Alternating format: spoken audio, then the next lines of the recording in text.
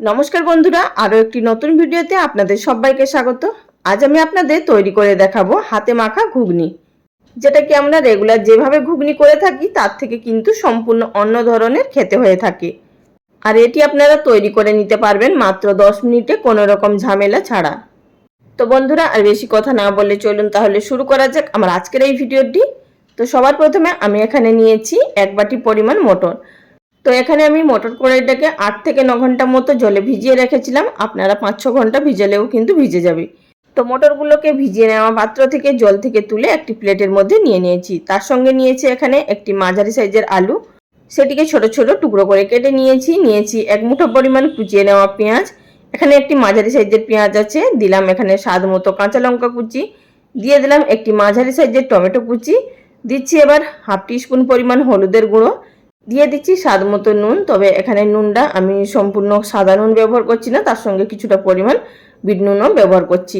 দিলাম এখানে half teaspoon পরিমাণ বিট নুন, আর দিয়ে দিলাম স্বাদ মতো লঙ্কা গুঁড়ো, আর দিয়ে দিচ্ছি এর মধ্যে হাফ টিস্পুনের থেকেও কম কাশ্মীরি লঙ্কার গুঁড়ো, এটি কালারের জন্য ব্যবহার করলাম। আর দিয়ে দিলাম এর মধ্যে 1 টিস্পুন পরিমাণ গ্রেট করে নেওয়া বা থেতো করে নেওয়া আদা। আমি এখানে থেতো করে নিয়েছি, আপনারা চাইলে গ্রেট করে নিতে পারেন। দিলাম 1 টিস্পুন পরিমাণ থেতো করে নেওয়া রসুন। এখানে যেহেতু আমি পাত্রটা ছোট নিয়েছি তাই মাখতে অসুবিধা হবে, তাই এখানে একটি আমি বড় পাত্র নিয়ে নিলাম। এর মধ্যে আমি মটর এবং সমস্ত উপকরণগুলোকে ঢেলে নিচ্ছি। এবার বন্ধুরা, আমাদের এই সমস্ত উপকরণগুলোকে হাত দিয়ে ভালোভাবে মেখে নিতে হবে। তার আগে আপনারা অবশ্যই হাতটাকে ভালোভাবে পরিষ্কার করে ধুয়ে নেবেন। এটা কিন্তু হাত দিয়ে মাখলেই খুব ভালোভাবে মিশে যাবে, চামচের সাহায্যে মাখাতে গেলে কিন্তু অনেক জায়গাতে মিশবে না। তো বন্ধুরা, আমার এটিকে মেখে নেওয়া হয়ে গেছে। এটিকে 5 মিনিট রেস্টে রেখে দেব, তারপর চলে যাব সরাসরি রান্নাটা তৈরি করার পদ্ধতিতে। গ্যাস ওভেনের উপরে একটি কুকার বসিয়ে তার মধ্যে দিয়ে দিলাম 1.5 টেবিল চামচ পরিমাণ সর্ষের তেল। তেলটাকে প্রথমে খুব ভালোভাবে গরম করে নেব। তারপর দিয়ে দিলাম এর মধ্যে হাফ টিস্পুন পরিমাণ গোটা জিরে, দিয়ে দিলাম একটি শুকনো লঙ্কা, আর দিচ্ছি এর মধ্যে 1/4 টিস্পুন পরিমাণ হিং। আপনারা চাইলে এখানে তেজপাতাও দিতে পারেন ফোড়নে। ফোড়নটা হালকা ভেজে নেওয়ার পর তারপর আমি এর মধ্যে দিয়ে দিচ্ছি আগে থাকতে মেখে রাখা মটরগুলো। তো এখানে সমস্ত মটর কড়াইগুলো দিয়ে দেওয়ার পর গ্যাসের ফ্লেম মিডিয়াম টু হাইতে থাকা অবস্থাতে এটি নাড়াচাড়া করে মিনিট 2-এর জন্য আমরা ভেজে নেব।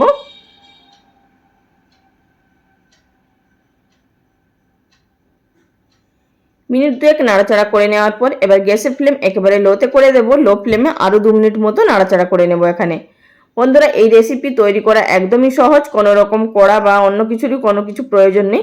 শুধুমাত্র কুকারেই আমাদের এই রান্নাটা তৈরি হয়ে যাবে, আর খেতেও কিন্তু অপূর্ব হবে। তো আমি এখানে নাড়াচাড়া করে মিশিয়ে নিলাম লো ফ্লেমে আরও 2 মিনিট মতো। এবার আমাদের এর মধ্যে জল অ্যাড করতে হবে। তার আগে আপনাদের দেখিয়ে দিচ্ছি, ঠিক এইভাবে যখন শুকনো শুকনো হয়ে আসবে সেই পর্যায়ে অবধি কিন্তু আমাদেরকে ভেজে নিতে হবে। এর থেকে আর বেশি কিন্তু ভাজা যাবে না।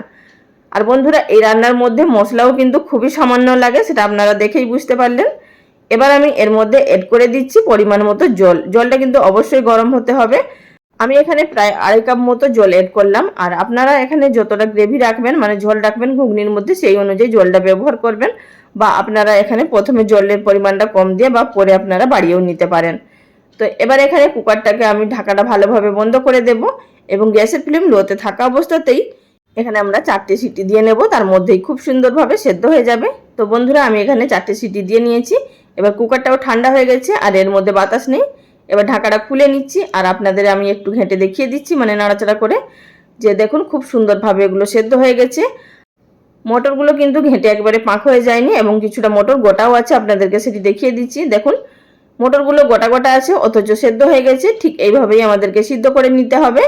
আর বন্ধুরা, এখানে আপনারা যদি জলের পরিমাণ বেশি বাড়াতে চান এই সময় কিন্তু গরম জল এড করে দিতে পারেন। তবে আমি এখানে আর কিন্তু জল এড করব না।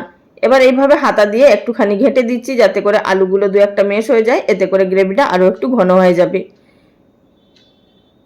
তো বন্ধুরা, এবার গ্যাসের ফ্লেমটাকে অন করে দেব এবং এটিকে ফুটে আসা অবধি অপেক্ষা করব। তো দেখতেই পাচ্ছেন এখানে ফুটে উঠেছে। আর যারা একটু মাখা মাখা ঘুগনি খেতে পছন্দ করেন তারা এই পর্যায়ে কিন্তু জলটাকে মেরে নিতে পারেন, মানে শুকিয়ে নিতে পারেন। আর এটা কিন্তু আপনাদেরকে এখন লাগছে যে অনেকটাই ঝোল আছে, তবে কিন্তু ঠান্ডা হয়ে যাওয়ার পর অনেকটাই ঘন হয়ে যাবে। সুতরাং আমি এইভাবেই রাখবো। তার আগে আমি এর মধ্যে দিয়ে দিচ্ছি সামান্য পরিমাণ গরম মশলার গুঁড়ো, প্রায় 1/4 টিস্পুন পরিমাণ। আপনারা চাইলে এখানে গরম মশলার গুঁড়োটা বাড়িয়ে নিতে পারেন। এবার এটিকে নাড়াচাড়া করে মিশিয়ে নেব। আর চাইলে আপনারা এখানে ধনেপাতা কুচিও দিতে পারেন। এবার গ্যাসের ফ্লেমটাকে বন্ধ করে দেব আর চলে যাব সরাসরি সার্ভ করার পদ্ধতিতে। অপরদিকে আমি একটি সার্ভিং বোলের মধ্যে সার্ভ করে নিচ্ছি। তো বন্ধুরা দেখুন, এখানে 5 থেকে 10 মিনিট পর আমি এখানে একটি সার্ভিং বোলের মধ্যে সার্ভ করছি। এর মধ্যেই কিন্তু অনেকটাই ঘন হয়ে গেছে, আর ঘুগনিটা দেখতেও কিন্তু অপূর্ব সুন্দর হয় আর খেতেও ঠিক ততটাই টেস্ট হয়। আপনারা অবশ্যই কিন্তু একবার হলেও তৈরি করবেন, তারপর খেয়ে আমাকে জানাবেন আপনাদের কেমন লেগেছে। আমি এখানে উপর থেকে কিছুটা পরিমাণ পেঁয়াজ কুচি, লঙ্কা কুচি, বিট নুন এবং ভাজা মশলা বা চাট মশলা আর গন্ধরাজ লেবুর রস দিয়ে এখানে আমি সার্ভ করছি। আপনারা আপনাদের পছন্দ মতো অবশ্যই সাজিয়ে নিয়ে সার্ভ করতে পারেন। তো বন্ধুরা, আজকের এই রেসিপি আপনাদের কাছে কেমন লাগলো অবশ্যই লাইক কমেন্ট করে জানাবেন। আর যারা আমার চ্যানেলে নতুন দর্শক বন্ধু, তাদের কাছে অনুরোধ চ্যানেলটি সাবস্ক্রাইব করে আমার পাশে থাকার জন্য। সবাই ভালো থাকবেন, ধন্যবাদ।